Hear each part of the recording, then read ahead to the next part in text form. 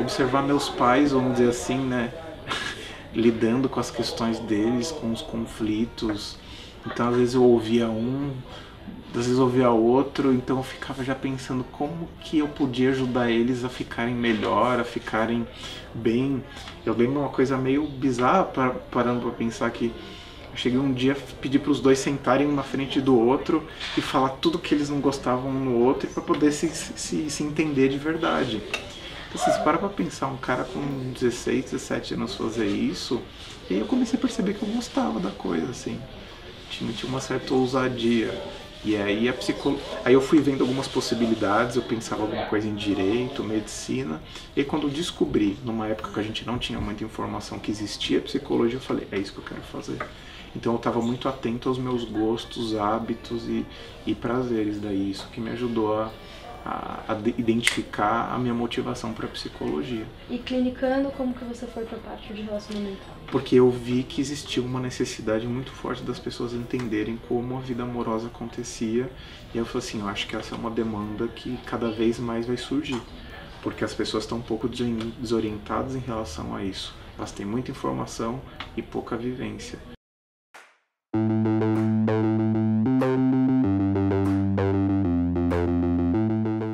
Hoje eu tô com 33 para fazer 34 anos. E acho que tudo realmente começou na adolescência, porque eu considero que eu tive uma adolescência um pouco sofrida, vamos colocar assim, talvez por não me encontrar muito socialmente. Na época eu sentia que minha aparência não colaborava muito para eu me relacionar, para interagir. De uma certa forma, a questão dos relacionamentos amorosos sempre foi uma questão para mim, porque eu não tinha um relacionamento amoroso. Então eu buscava sempre querer entender o que acontecia no relacionamento. Na época a internet não era uma coisa que não existia, né? Então a gente meio que tinha que perguntar para as pessoas no boca a boca, e aí como é que funcionou para você, não funcionou. Era uma coisa que você não tinha informação disponível, não tinha livros assim disponíveis, era uma coisa meio que experimental. Você tentava, dava certo, dava errado, dependendo do que você fazia, e as coisas iam sendo meio que divulgadas pouco a pouco. Então isso sempre foi uma questão para mim, como entrar num relacionamento.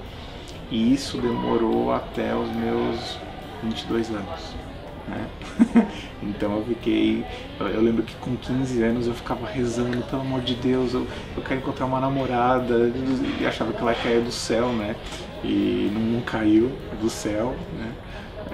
A coisa foi acontecer quando eu estava já na faculdade, em que a minha aparência começou a ajudar um pouquinho mais.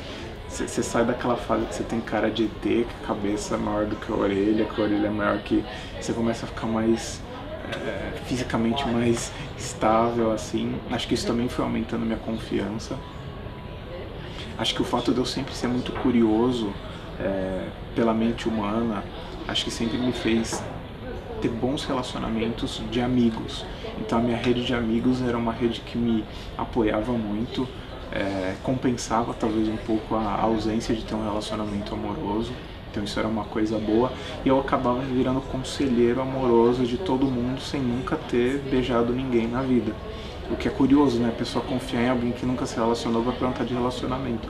Mas como eu entendia, acho que entendia desde muito cedo, observando muito as pessoas, o jeito delas serem, como funcionavam as pessoas, os conselhos davam certo, as pessoas saíam namorando, felizes, e eu ainda meio de canto, assim.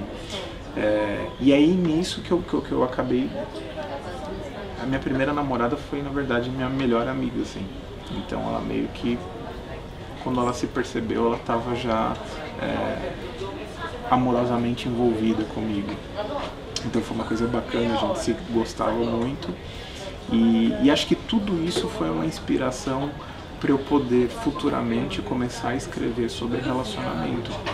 Eu comecei a clinicar, e as temáticas que acabavam surgindo no consultório foram me levando a pensar no relacionamento amoroso como uma temática muito frequente. As pessoas sempre muito buscando, vamos dizer assim, informações a respeito disso, eu falei que acho que talvez chegou o momento de começar a explicar e falar um pouquinho mais sobre isso. 2006, acho que foi o ano que eu comecei a escrever mais, que foi o meu primeiro, foi a data do meu primeiro livro, né?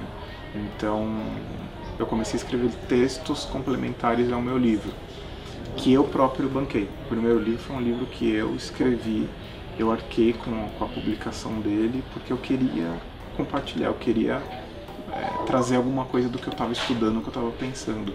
Os livros seguintes, que foram mais 3, foram livros que editoras se interessaram por publicar e escrever, então já foi uma coisa bacana.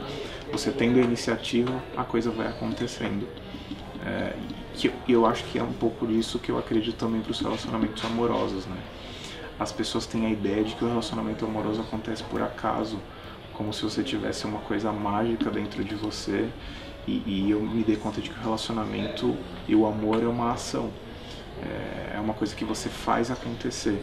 E você tem que estar preparado para o relacionamento antes dele efetivamente acontecer. Acho que os blogs foram surgindo devagarzinho, os textos do meu blog, as pessoas foram vendo, foram me indicando, e eu fui conhecendo outros blogs que falaram, puxa, escreve pra gente, é legal.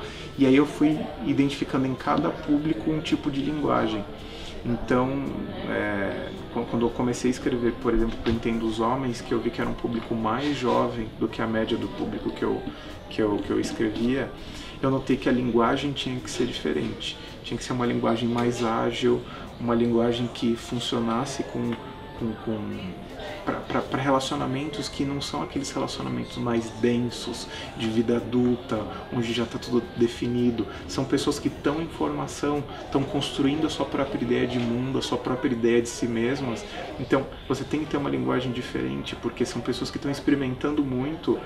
E eu acho que o grande dilema dos jovens, de modo geral, que acho que sempre foi o dilema de todos os jovens, de todas as épocas, mas hoje em dia especialmente, é que como existe muita rapidez nos relacionamentos, os jovens às vezes acabam não sabendo como se posicionar, porque eles não sabem se aquele relacionamento vai durar uma semana, um mês, um ano, e quando o relacionamento vai seguindo em frente também eles não sabem como se posicionar. Eles já... Exato, e às vezes fica um jogo de força, de queda de braço. Muitas vezes eles não estão seguros da própria condição de vida deles, a personalidade deles está em transformação constante, então eles mal sabem como eles são, e na semana seguinte eles mudam de opinião e o relacionamento em tese segue o mesmo. Então, como adaptar as mudanças pessoais com as mudanças do relacionamento amoroso? Então acho que esse é sempre um desafio para as pessoas mais jovens. Como adaptar as várias mudanças às pequenas mudanças também que existem na dinâmica do relacionamento amoroso. A internet dificultou os relacionamentos? Sim e não. São problemas recorrentes do tipo, será que ele me ama? Será que não me ama? Será que quer? Será que não quer? Será que vai durar? Será que não vai durar? Mas eu acho que talvez a minha geração da década de 80, 90 era mais desinformada.